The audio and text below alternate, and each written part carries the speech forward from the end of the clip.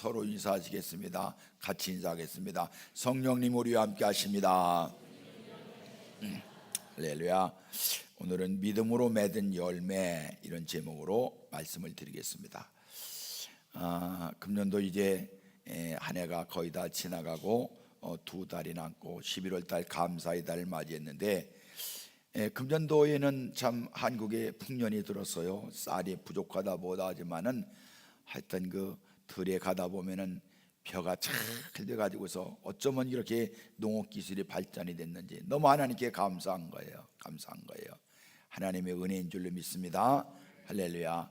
또 뿐만 아니라 금년도에는 그 열매 가운데 정말 어디 가든지 간에 그냥 열매가 풍성해 가지고, 특별히 감나무 보면은 저기는 뭐 더 멋있네요. 그냥 가는 곳마다 이게 단풍나무인지 감나무인지 몰라요. 아주 시골에서는, 농촌에서는 연세 많으신 감 수확을 못해 그냥 놔두더라고요. 까치도 먹고 참새도 와서 먹어라. 얼마나 풍성한지. 할렐루야. 너무나 풍성한 거예요. 하나님의 은혜인 줄로 믿습니다. 전에 우리는 저 땡감 하나 떨어지면 그거 먹으려고 그냥 요것만 거 주워다가 젓가락으로 구멍 뚫어서 구정물에 넣었다가 이틀 지나서 먹으면은 털분 건지 비린 건지 썩은 건지 그것도 없어서 못 먹었는데, 지금은 뭐 여기저기 감사 풍성. 할렐루야. 그래서 여러분, 금년도에는 감사주일 맞이해서 11월 1일부터 제단 장식을 열매로 다 해서 벌써 당진 해나로 살도 나고 감사도 하고, 할렐루야. 너무 하나님께 감사해요. 그래서 금년도에는 여러분 열매로다가 다음 11일 주일하고 18일 주일 추수감사주니까 그때까지 다 이렇게 감사로 열매로 하나님 앞에 자유롭게 드리시기 바랍니다. 아멘. 배추 무슨 잎 갖다 놔도 다 시들게 하면 안 돼요. 하여튼 너무너무 감사하고 하나님께 영광 돌려드립니다. 저는 가을이 올 때마다 고 김현성 시인의 가을의 기도가 늘 마음에 와닿아요. 첫 번에 뭐라 했나 보니, 가을에 기도하게 하소서. 얼마나 멋있습니까? 이 가을에 기도하게 하소서. 요명한 시입니다. 낙엽이 지는 때를 기다려 내게 준 겸한 목으로 나를 채우소서. 그래서 마지막엔 뭐라 했나 보니, 가장 아름다운 열매를 위하여 이 비옥한 시간을 가꾸게 하소서. 열매. 여기서 물론 열매라는 것은 이렇게 보여지는 감이라든가 사과라든가 그런 열매의 의미도 있지만, 중요한 것이 뭐냐 그러면은 우리가 인생을 살아가면서 하나님 앞에 어떤 열매를 맺힐 것이냐, 이것을 노래한 그런 것이에요. 여러분, 가을의 열매를 거두는 결실의 계절이라면은 이 풍성한 시간을 가꿀 수 있는, 내가 거두어 드릴 열매가 없다면 인생을 얼마나 허무할까. 우리는 인생을 살아가면서 알게 모르게 다 열매를 맺는 거예요. 내 인생 마지막에 하나님 앞에 갔을 때에 너 인생 어떻게 살아갔지? 예, 하나님 제가 이런 열매 하다 보니까 맺혔네요. 그렇다면 얼마나 기쁠까? 아무것도 없이 하나님 앞에 갔을 때에 우리가 얼마나 슬픈 인생이 될 것입니까? 가을이 결실이 계절이라고 하면은, 주여 나로 하여금 풍성한 열매를 통해서 내가 이 열매를 하나님 앞에 거둬 드릴 수 있는 믿음을 허락하여 주시옵소서. 할렐루야. 오늘 성경 본문 말씀은 13장 있는 말씀은, 누가복음 13장은 우리의 이런 삶의 열매를 확인하고 살아가자. 오늘 본문을 열매 없는 무화과 나무의 비유 그렇게 읽었는데, 오늘 13장 6절 말씀에 이에 비유로 말씀하시되 한 사람이 포도원에 무화과 나무를 심은 것이 있더니 와서 그 열매를 구하였으나 얻지 못한지라 그랬습니다. 그러니까 이 누가복음 13장 6절에서 9절까지 본문 말씀은 한 주인이 이 포도원을 잘 만들고서 거기다가 무화과나무를 심었는데, 이 무화과나무를 3년 정도 잘 가꿨는데 열매가 없다는 거예요. 이 무화과나무가 열매가 없으니까 오늘 주인이 열매를 구했으나 얻지 못한지라 그렇게 말했습니다. 그러니까 우리가 이 말씀을 봐가면서 깨달아야 되는 것은 뭐냐? 중요한 질문은 왜 열매를 맺지 못했을까? 어떻게 하면 열매를 맺을 수가 있을까? 내 인생을 살아가면서 어떻게 하면 하나님 앞에 열매로 영광 돌려드릴까? 이런 답을 본문에서 찾고자 하는 것입니다. 여러분, 그렇다면은 이 열매 없는 무화과 나무는 왜 그렇게 열매를 맺지 못했을까? 첫째, 우리가 알아야 되는 것은 뭐냐 그러면은 자기 책임을 잊어버렸다. 뭘 잊어버려요? 자기 책임을. 자신의 책임을 잃어버렸다는 것이에요. 여러분, 무화과 나무는 이스라엘의 많은 종류의 과일나무 가운데 정말 독보적인 존재가 바로 이 무화과 나무인데, 원래 우리나라는 무화과 나무가 없다가 저 전라도 여기 영광 그쪽에 강진 그쪽 김순자 권사님 고향, 거기서 요새는 그 무화과가 거기 지나가다 보면 요즘에는 그냥 길에다가 무화과를 탁 이렇게 파는 거예요. 근데 무화과 나무를 심는 목적이 바로 뭐냐면은 열매입니다. 열매. 예? 여러분, 무화과 나무는 뭐 이거 심어가지고서 기둥으로 온다든가 뗄나무 그거 없어요. 무화과 나무는 오로지 열매 맺는 거. 요즘에는 여러분 재단에 이렇게 또는 꽃꽂이 같은데 이렇게 보면은 별 소재가 다 있어요. 제가 포인세티아라든가 큰 화분 살 때 집사람이 가자해서 서울 양재동 화훼공판장에 가는데요, 거기 가면은 한국에 있는 많은 나무꽃들이 있는데, 또 그 뒷동에 가면은 그 꽃을 파는 곳이 있는데 거기에다가 꽃을 이렇게 꽃꽂이를 쫙 만들었는데, 꽃꽂이가 멋있어 언제는가 내가 사진 찍었더니 그거 찍지 마세요. 왜냐하면 이게 저작권이 있다는 거예요. 그것도.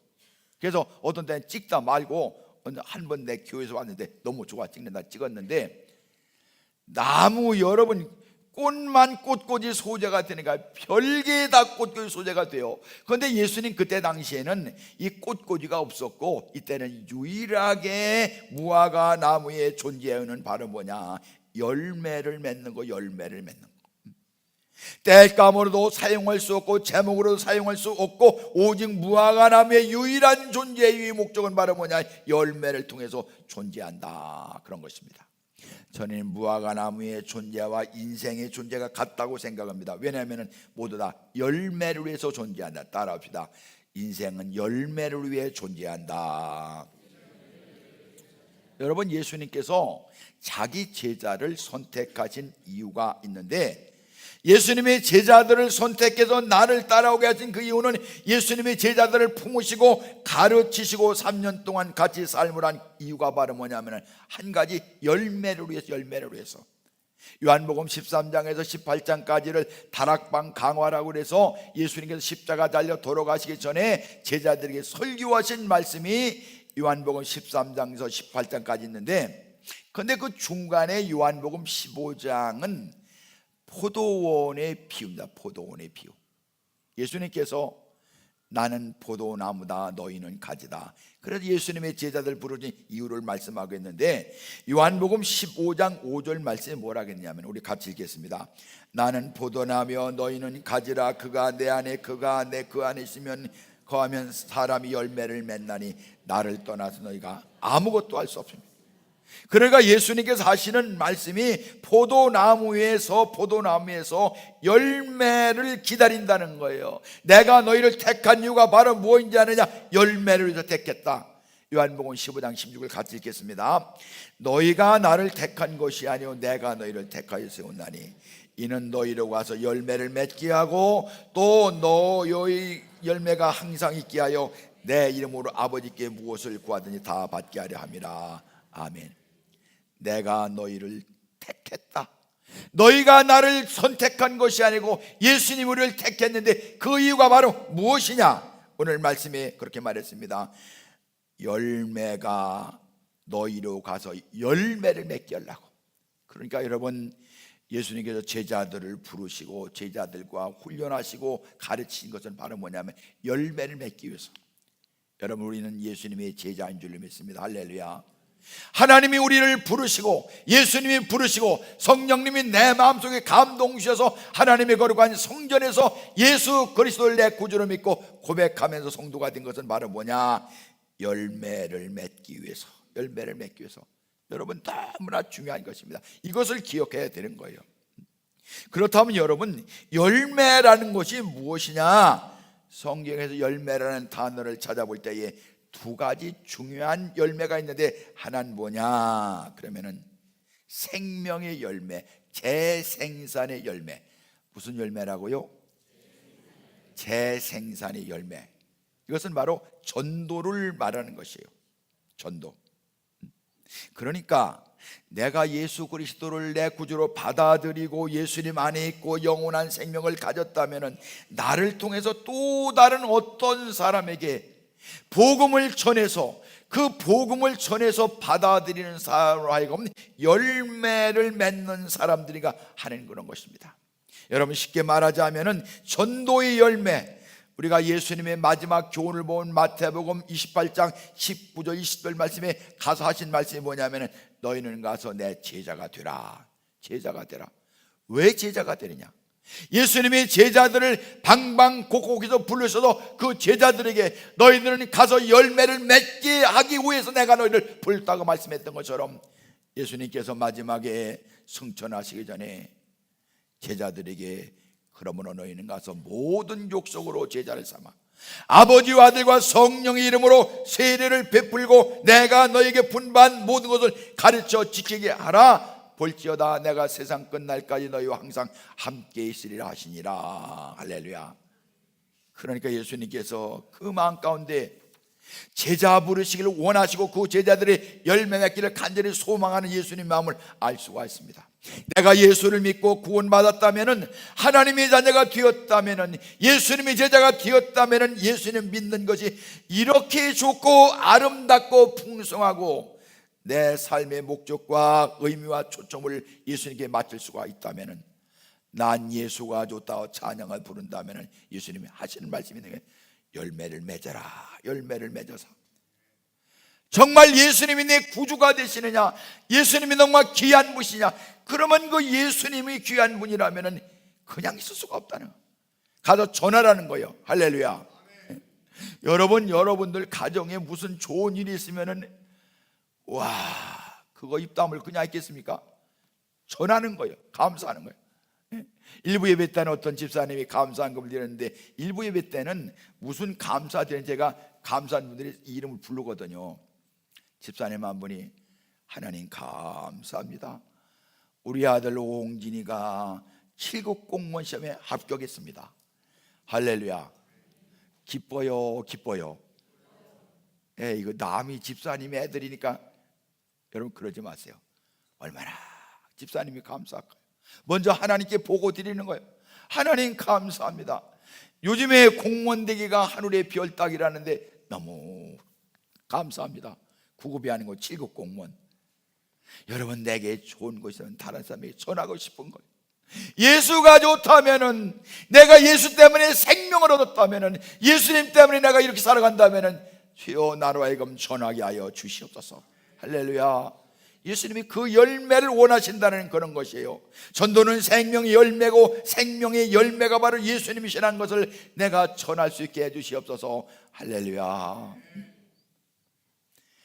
내가 예수 알기에 가만히 있을 수 없네. 그의 신사랑을 세상에 알려야 하네. 주는 내게 말씀하셨네. 너는 가서 소리치라. 세상 모든 사람이 다 예수를 알도록. 할렐루야. 내가 예수 아닌가? 가만히 있을 수가 없다. 전하자. 여러분, 우리나라 1885년도 4월 부활절에 아펜셀로 언도드 목사님이 모든 고난을 무릅쓰고 모든 기득권을 포기하고 아직도 미개한의 한국 땅에 와서 복음 전하는 것은 바로 뭐냐면 내가 예수 알기 때문에 가만히 있을 수 없다는 거예요. 할렐루야. 여러분, 이 말씀을 가슴 사무치게 새기시기를 주님의 이름으로 축복합니다. 다음 주일은 여러분 우리가 새가정 초청주일인데, 정말 내가 예수가 귀하다 하면은 여러분 예수를 전하지 않으면 안 된다는 그런 이 열매를 주님이 기대하신다는 그런 믿음을 가지시고 가족들을 다 주님께 인도하시기 축복합니다. 이웃들을 전도하지, 직부들을 전도하죠. 이게 너무나 귀한 거예요. 여러분, 나만 예수 믿어, 나만 천국 가고 믿지 않는 사람들 지옥 가는 걸 그냥 쳐다보고 있는 사람이 이게 어떻게 된 겁니까? 안 되는 거예요. 안 되는 거예요. 여러분, 예수님이 내 생명이시고 내 구원이시라고, 예수가 소망이라고 증거할 수 있어야 되는 줄로 믿습니다. 어떻게 주님이 내게 큰 은혜를 주셨다면 침묵할 수가 있는 것입니까? 여러분, 전도는 바로 열매입니다. 열매. 교회 안에서 우리 신앙이 중요하고 연조가 중요하고 다 중요하지만은 제일 중요한 것은 뭐냐면, 주님, 내가 1년 지나가면 이제까지 신앙생활해 가면서 도대체 나를 통해서 전도받은 사람은 누구십니까? 아무것도 없어요. 여러분, 열매가 없는 거예요. 열매가 없는 거예요. 다시 한번 우리의 믿음의 열매를 점검하는 우리가 되셔야 할 줄로 믿습니다.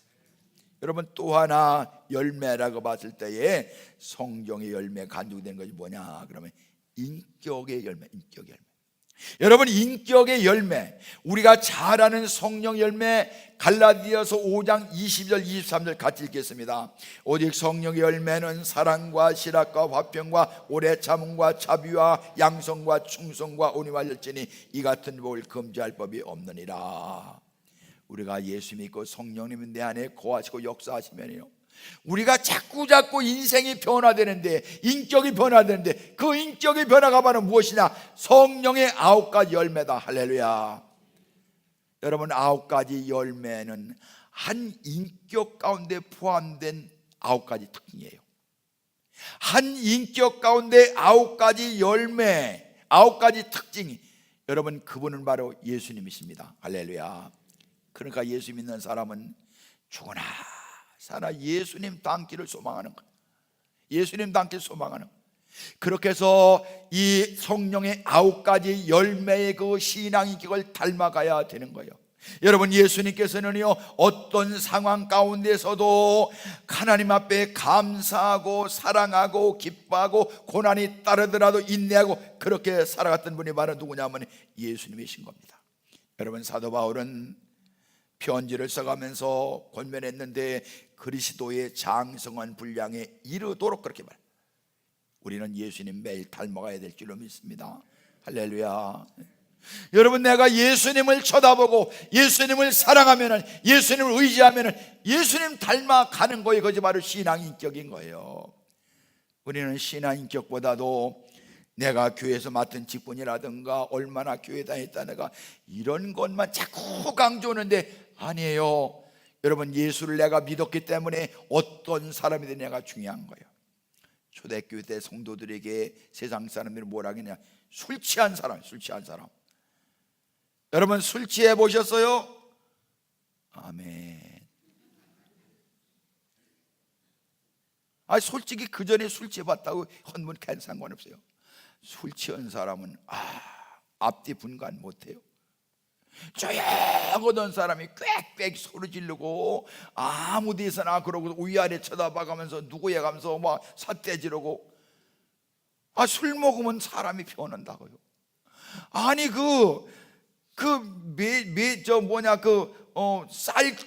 썩은 그물 먹고서도 그러는데 성령이 내 속에 계실 때에 변화가 되는 거예요. 변화가 되는 거예요. 할렐루야. 성령의 술 취하시기 축복합니다. 여러분, 술 취한 사람이 술이 속에 들어가면은 사람이 변한다고 하면은, 여러분, 성령이 사람 속에 들어갈 때에 그 사람이 어떻게 변하겠습니까? 악한 영이 들어간 사람은 얼굴이 변하고 눈빛이 변하고 막 아주 살벌한 그런 모습을 가지고 있는데, 성령이 내 속에 계실 때에 여러분, 우리가 어떻게 변할 것입니까? 신앙인격의 변화를 가져와야 될 줄로 믿습니다. 할렐루야. 여러분, 여러분에게 어떤 인격의 변화가 있느냐? 예수 믿어서 무엇이 달라졌느냐? 예수 믿어서 내 삶이 어떠냐? 이런 것이 바로 신앙의 인격의 열매가 되는 거예요.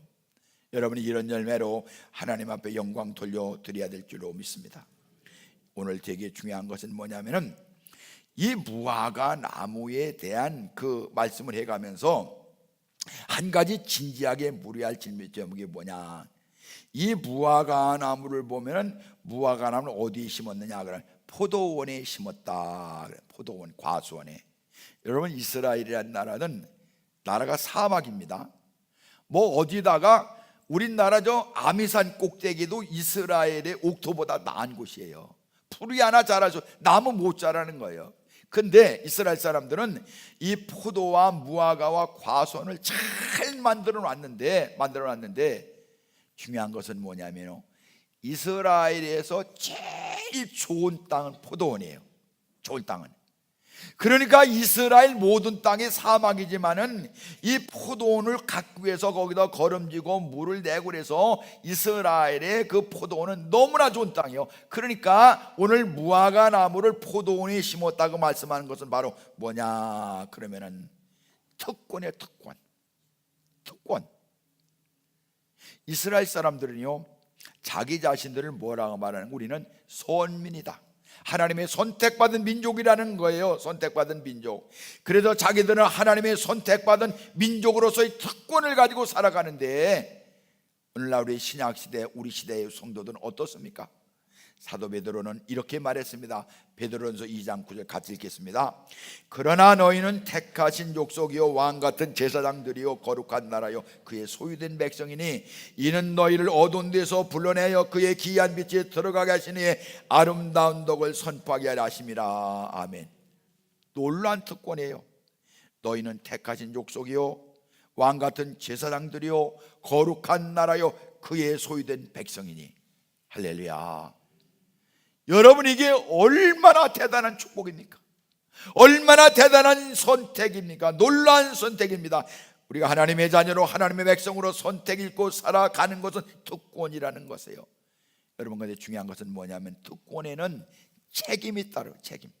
좋은 땅을 선택해서 거기에 포도나무를 심고 거기에 무화과를 심었다면 거기에서 제일 중요한 열매를 맺어야 된다는 그런 것입니다. 왜냐하면 가장 좋은 땅에 심었기 때문에 그 땅에서 자라서 열매를 맺어야 된다. 이게 오늘 주님께서 우리에게 말씀하고 있는 그런 거예요. 여러분, 나를 택해 주셨다면, 나를 하나님의 자녀라고 말했으면, 거룩한 백성이라고 하면, 하나님의 소유된 백성이라고 그러면, 그럼 내게서 어떤 열매가 하나님 앞에 드려야 할 것이, 그것이 바로 우리에게 중요한 거예요. 그런데 여러분, 오늘 여기에 있는 무화과 나무는 그 책임을 다하지 못했어요. 책임을 다. 무화과 나무의 존재의 이유는 자기 책임을 잊어버리고 있었기 때문에 열매를 맺지 못했다는 거예요. 요즘 우리 시대에 책임지지 못하는 사람들로 꽉 차 있는 것 같아요.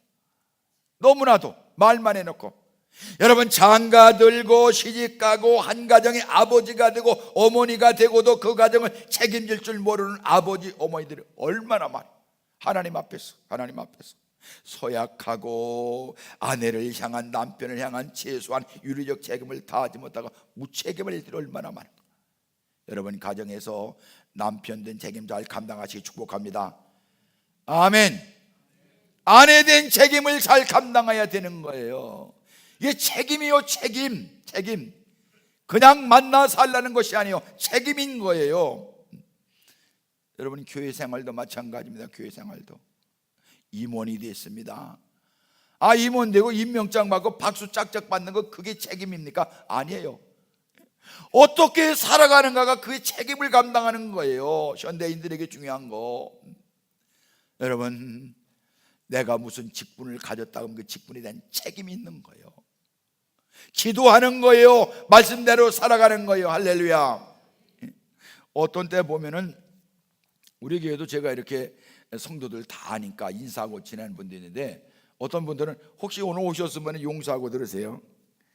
그냥 와서 이렇게 있다가 가시는 분들이 많이 있어요. 등록도 오지 않고. 요즘에 이런 교인들이 너무나 많은 거예요. 특별히 우리 교회는 뭐 그렇지 않습니다만은 많은 성도들이 모이는 그런 교회는 아무 의미도 없이 그냥 내가 그냥 그 교회 가서 등록도 않고 그냥 왔다 갔다 부담 없으니까, 아무 부담 없으니까, 부담 없으니까 왔다 갔다, 뭐 헌금도 자유롭게 하고, 누가 헌금 안 해도 눈치 볼 것도 없고 자유롭게 신앙, 얽매이는 거 싫다는 거예요. 여러분, 성도로서의 책임을 망각하고 살기 때문에, 무관심하기 때문에 여러분 열매가 없다는 것에 대해 이 시대에 살고 있는 그리스도인들이 그 고민하고 있습니까? 내가 이래서는 안 돼. 우리는 떠돌이가 아니거든요. 교회라는 가정이 있거든요. 내 이름이 어느 교회에 있고 그 교회에서 내가 사명을 감당하는 이 책임, 그 여러분 너무나 귀한 거예요. 우리가 나그네입니까? 하나님의 성전에서 거룩한 성도, 거룩한 가족이 되셔야 할 줄로 믿습니다. 같이 기도하고 같이 나누고 같이 전도하고, 이게 얼마나 귀한 거예요. 여러분, 오늘 여기에 있는 무화과 나무는요, 너무나도 좋은 여건 선택받았는데 무책임한 거예요. 그 사명을 잊어버린 거예요. 잊어버린 거예요. 특별히 여러분, 오늘 본문 말씀에 보니까 예수님께서 7절 말씀이 그랬습니다. 과원지기에게 이르되 내가 3년을 와서 이 무화과 나무의 실과를 구하되 얻지 못하니 찍어버리라. 어찌 땅만 버리게 하겠느냐? 땅만 버리게 하겠느냐? 어째서 땅만 버리느냐? 무화과 나무가 열매를 맺지 못하면 땅만 버리고 있다는 것입니다. 여러분, 무화과 나무가 거기 서 가지고서 나는 열매를 맺지만 땅만 버리지, 내가 있는 이 땅을 아무도 침범하지 못해, 이 무화과 나무가 그렇게 말하진 않았을 거예요. 무화과 나무가 자기가 있는 곳에서 아무 열매를 맺지 못해서 다른 나무들이 침범하지 못하게 의도적으로 그러진 않았지만은, 무화과가 3년 동안 그 장소에서 다 이렇게 커가면서 결론적으로는 무화과 나무 때문에, 그 열매 맺지 못하는 무화과 나무 때문에 다른 나무의 양분을 다 빨아들여서 지냈다는 거예요. 그러니까 그것에 대해서 오늘 예수님 비유로 뭘 하겠느냐? 그러면 어찌 땅만 버리겠느냐? 땅만 버리겠느냐? 그렇게 말씀을 하고 있어요.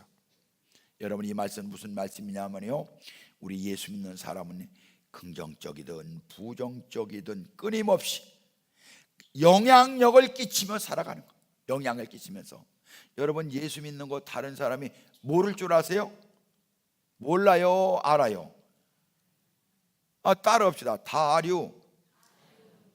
내가 예수 믿는 거 동네에서 다 알요? 몰라요? 당신 말로니까 그냥 통하네. 여러분, 여러분들이 예수 믿는 거 당진 시장도 다 알요. 예? 집에서는 알요? 몰요? 알요. 다 알요. 그거 다 알면요, 사람들이 뭐라는 거예요? 저 사람 예수 믿는 사람이란 거야? 저런 때 어떻게 하나 보자. 그러고 여러분 보는 거예요. 그러면 참 일을 잘하면 원체 예수 믿는 사람에게 달러 영향력을 주는 거예요. 영향력을. 따라합시다. 영향력. 이게 너무 귀한 거예요. 제 지난번에 그 군 시청에 그 신우회에 갔는데, 신우회원들이 한 70명 된다고. 그게 70명밖에 안 되냐니까, 아니요, 100명 훨씬 넘는데요. 그런데 그분이 예수 믿는 줄은 몰랐다는 거야. 그분도 예수 믿어서 아무개 과장 예수 믿었다면서. 여러분, 뭐 예수 믿는다고 과에 가서 나 예수 믿어서 알아요? 그렇게 할 게 없지만은 예수를 내가 속에 모시고 산다는 은연중에 나타나는 거예요. 영향력이 있는 거예요. 그것이 긍정적이든 부정적이든 적극적이든 소극적이든 영향력이 있는 거예요. 여러분, 잘 기억하세요. 우리 초대교회 때 믿음의 성도들에게 별명이 있는데, 그 별명이 뭐냐? 그러면 연병. 따라합시다. 연병. 당시선 예병이라고 그래요. 여러분, 이 말을 아무데나 사용하는 건 아니에요. 아주 부정적인, 아주 못마땅할 때 연병 그럽니다. 원래 연병은 장티부스 병을 연병이라고 그래요. 그런데 여러분, 초대교회 때에 예수 믿는 사람을 뭐라 그래? 연병 퍼뜨리는 사람. 무슨 병이요? 연병은 전염병이란 말이에요. 초대교회 때 예수 믿는 사람을 연병을 퍼뜨리는 사람들이다, 그렇게 말했는데, 그 이유가 바로 뭐냐면, 여러분, 전염병 장티부스는 막 전염이 되는 거예요. 그런데 초대교회 때 예수 믿는 사람은요, 너무 수가 작았어요. 예수 믿는 사람 가운데 뭐 이장도 없었어요. 그냥 전부 다 밑에서 그냥 반장 밑에야. 동네 반장 처참한 사람들이었어요. 그런데 이 사람들이요, 예수 전염병에 걸렸어요. 가는 곳마다 맞는 사람마다 예수 부활 증거고 십자가 증거니까 그 말을 듣는 사람이 가슴이 뜨거워져가면서 여기도 막 그냥 번지기 시작하는데, 그러니까 사람들이 뭘 하겠는 거냐, 예수 믿는 사람은 연병을 전하는 사람들이다. 전염병을. 얼마나 영향력이 있었습니까? 또 이 예수 믿는 사람들에 대해서 뭐라고 별명을 말했느냐, 그러면 데살로니가서에 보면 천하를 어지럽히는 사람들. 어디를 어지럽혀요? 천하를 어지럽힌다는 거예요. 영어에 보니까 They have turned the world, 세상을 뒤집어 놓는 사람들이라는 거예요. 할렐루야. 따라합시다. 나는 세상을 뒤집어 놓는 사람이다. 왜 얘가 어물어물해요? 가정 하나 뒤집어 놓지 못해요? 세상을 뒤집어 놓는 사람, 세상을 가던 길을 유턴시키는 사람들, 뒤집어 놓는 사람들. 여러분 왜 그렇습니까? 예수가 확실하니까, 예수님이 내 구주시니까 그 뜨거운 예수님의 신병을 가지고 나가다 복음 전하다 보니까 가는 곳마다, 사도 바울이 가는 곳마다 고린도가 점령당하고 에베소가 점령당하고 골로새가 점령당하고 막 점령당하니까 뭐라고 말했느냐, 저 사람들은 세상을 뒤집어 놓는 사람들이다, 그렇게 말했습니다. 여러분, 우리는 영향력 있는 성도가 되셔야 할 줄로 믿습니다. 여러분들의 가정에서 여러분들의 믿음 때문에, 여러분 어떻게 가정 식구들이 원체 예수 믿어야 돼요. 그렇게 여러분 우리가 어떻게 말하고 있습니까? 가족들이 중요한 것입니다. 오늘 예수님께서 말씀하시기를 땅만 버리는 사람, 무화과 나무 열매를 맺지 못한다면 다른 나무에게 필요한 수분을 내가 다 빼앗으니까 이 자양분을 전부 다 빼서 빨아들여 가면서도 열매 맺지 못하는, 차라리 다른 사람에게 가면 좋을 텐데, 이런 종류의 종교인들을 향해서 예수님이 너무나 가슴 아픈 마음을 가지고 마태복음 23장 13절에 그렇게 말씀을 했어요. 화했을진도 외식하는 서기관들과 바리새인들이여, 너희는 천국문을 사람들 앞에서 닫고 너희도 들어가지 않고 들어가려 하는 사람도 들어가지 못하게 하는도다, 그렇게 말했어요. 어디 들어가려고 버스 타고 그러면 문간에서 안 들어가 있는 사람 있죠. 저만 편을라고. 그러면 뒤에서 아니 여보시오, 들어가든지 나오든지 해요. 거기서 문에서 그러는 거예요. 그러니까 서기관과 바리새인들은 자기들이 예수를 알았으면 전해야 될 거 아니에요. 자기도 구원받지 못하고 다른 사람도 못 가게 방해하는 거예요. 너무나 답답한 일이에요. 성도 여러분, 자기도 들어가지 못하고 남도 들어가지 못하게 하는 사람은 의도적인 것은 아니지만 결과적으로 그렇게 된 거예요. 오늘 포도 여기 있는 무화과 나무가 그런 거예요. 또 우리가 마지막 세 번째 알아야 되는 것은, 이 무화과 나무는 책임을 망각하고 자신의 상태를 망각하고 땅만 버리고 있는 자신의 상태도 알지 못했기 때문에 오늘 성경은 뭐라고 하느냐, 그러면 이 사람의 심판의 우위가 다가온다는 거예요. 오늘 7절에 그랬습니다. 포도원 지객에게 이르되 내가 3년을 와서 이 무화과 나무를 해서 열매를 구하되 얻지 못하니 찍어버리라. 찍어버리라. 여러분, 찍어버린다는 건 심판을 말하는 거예요. 오늘 예수님께서 제자들에게 말씀했습니다. 내가 너희들을 불러서 3년 동안 같이 있었는데 너희들은 어떻게 됐느냐? 도대체 열매를 맺느냐 안 맺느냐 물어보시는 거예요. 그래가면서 열매를 맺지 못할 때는 찍어버린다는 그런 거예요. 책임을 망각하고 땅만 버리고 자신의 상태도 보지 못하기 때문에 주인이 찍어버리겠다는 경고. 여러분, 너희가 신자라고 말해가면서 그리스도인이라고 말해가면서 주님을 영접하고 하나님의 자녀라고 하면서도 아무런 열매가 없으면 내가 찍어버릴 거야. 어느 날 갑자기 내 인생의 결산을 알리는 시간이 내게 찾아올 수가 있다는 거예요. 그때 어떻게 하겠느냐는 거예요. 오늘 또 제일 중요한 것은 뭐냐면은, 열매를 통해서 우리에게 주시는 말씀이 뭐냐 그러면은, 우리는 우리의 책임, 나는 무엇 때문에 살고 있는 것인지, 현재 내 삶의 상태가 어떤지, 내 앞에 언제라도 찾아올 수 있는 마지막 기회, 그 기회가 준비가 됐는지 찾아보자는 거예요. 오늘 마지막 부분에 보니까 이 무화과 나무를 잘라버리라, 찍어버리라 그러니까 과손지기가 주인에게 그렇게 말했습니다. 주인님 8절에 그랬습니다. 금년에도 그대로 주소서. 이 말이 무슨 말이냐면 한 번만 용서해 주세요. 한 번만 용서해 주면은 내가 열심으로 파고 김을 메고 거름을 줘서 열매 맺도록 하겠습니다. 그때 열매를 맺지 않으면 주인님 하시고 내가 하십시오. 한 번만 봐주세요. 한 번만 봐주세요. 여러분, 이게 오늘 우리를 대변해서 예수님이 하시는 그런 말씀이에요. 따라합시다. 주님, 한 번만 봐주세요. 금년만 봐달라는 거예요.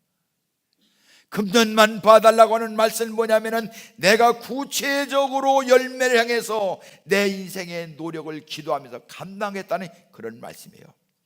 여러분, 예수님께서 우리를 위해서 하나님 조금만 심판 미루고 한 번만 봐달라고, 이제 다시 열매 맺게 도와달라고 이렇게 말씀하시는 주님의 이 말씀 우리가 아멘으로 화답해 가면서, 여러분, 금년 남은 2달 동안에 힘으로 믿음으로 감당해서 전도의 열매, 내 신앙인격 열매로 하나님 앞에 영광 돌려드려야 될 줄로 믿습니다.